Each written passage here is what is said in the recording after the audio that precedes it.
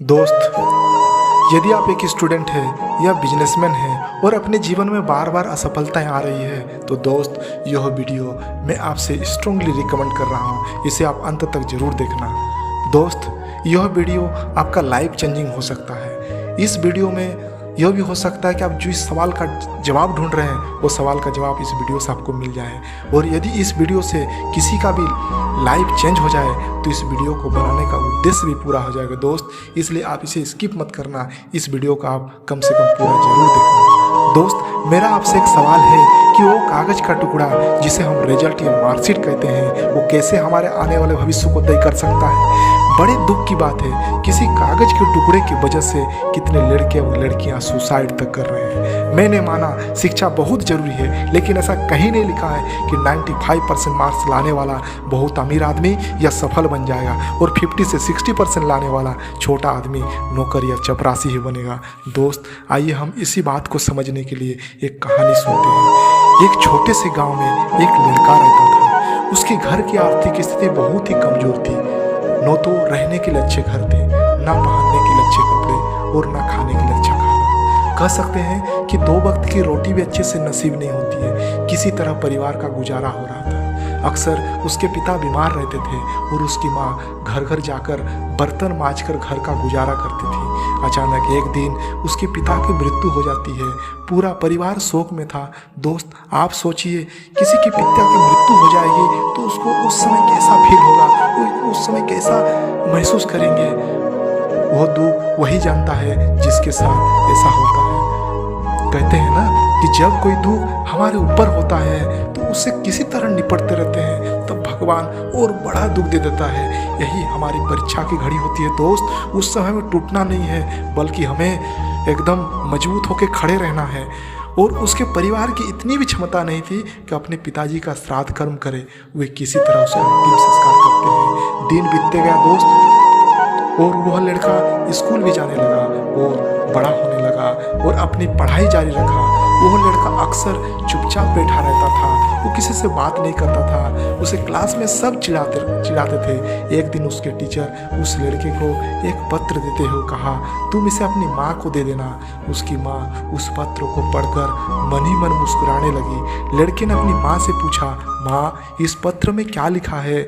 माँ ने रोते हुए कहा, बेटा, इसमें लिखा है कि आपका बेटा क्लास में सबसे होशियार है। हमारे पास ऐसा टीचर ही नहीं है जो आपके बच्चे को पढ़ा सके, इसलिए आप इसका एडमिशन किसी और स्कूल में करवा दीजिए। लड़का खुश हो गया और साथ ही उसका कॉन्फिडेंस भी बढ़ गया।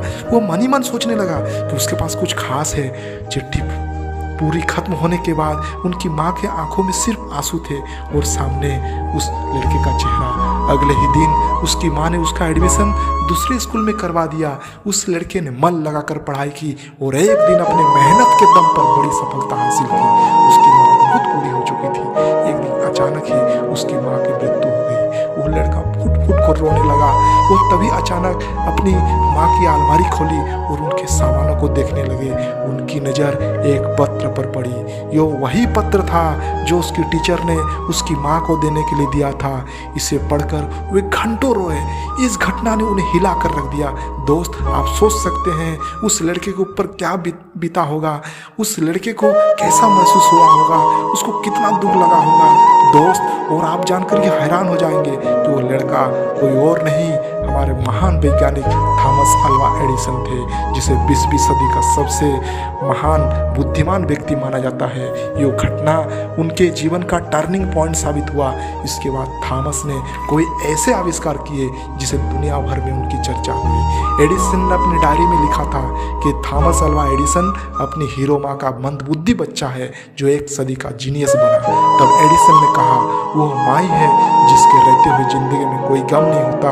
वो माँ ही है जिसके रहते हुए जिंदगी में कोई गम नहीं होता। दुनिया साथ दे या ना दे, पर माँ का प्यार कभी कम नहीं होता है। और दुनिया में ऐसा कोई रिश्ता नहीं जो माँ के रिश्ते से बड़ा हो। एडिसन ने हमारे घर में जलने वाले बल्ब का आविष्कार किए। वो इसमें तो 10,000 बार फेल हुए और हम एक बार फेल हो जाने के बाद टूट जाते हैं। हम काम करना छोड़ देते हैं, हम अपना लक्ष्य भूल जाते हैं और हम घर के एक कोने में बैठे रहते हैं और हमें लगता है हम जीवन में कुछ कर नहीं सकते हैं। हमारा आत्मविश्वास टूट जाता है, हमारा हौसला टूट जाता है और लेकिन एडिसन ने 10,000 बार फेल होने के बाद वे इसमें सफल हुए। उनका एक कथन था, I have not failed, I have just found 10,000 ways that won't work. इसका मतलब मैं असफल नहीं हुआ है, मैंने तो 10,000 ऐसे तरीके ढूंढे हैं जिससे आप सफल नहीं हो सकते हैं। If you can dream it you can do it. दोस्त, इसका मतलब यदि आप सपना देख सकते हैं तो उसे आप पूरा भी कर सकते हैं दोस्त। इसीलिए आप अपने जीवन में कभी निराशा मत होना दोस्त, बड़े सा बड़ा सपना देखना और उसे पूरा करना। इसलिए आप अपने आत्मविश्वास से जीवन में आगे बढ़ते रहना। दोस्त, यदि आप खुद को इस तरह से कमज़ोर सोचते रहेंगे तो आप जीवन में कभी सफल नहीं होंगे दोस्त। इसलिए आप कभी भी खुद को कमज़ोर मत समझना, आप बहुत खास है। इस बात को अपने दिलो दिमाग और अपने जहन में बैठा कर रखना। आपको यह वीडियो कैसी लगी दोस्त? यदि आपको यह वीडियो अच्छी लगी तो आप कमेंट बॉक्स में ज़रूर बताना। और मिलते हैं अगले शानदार वीडियो में।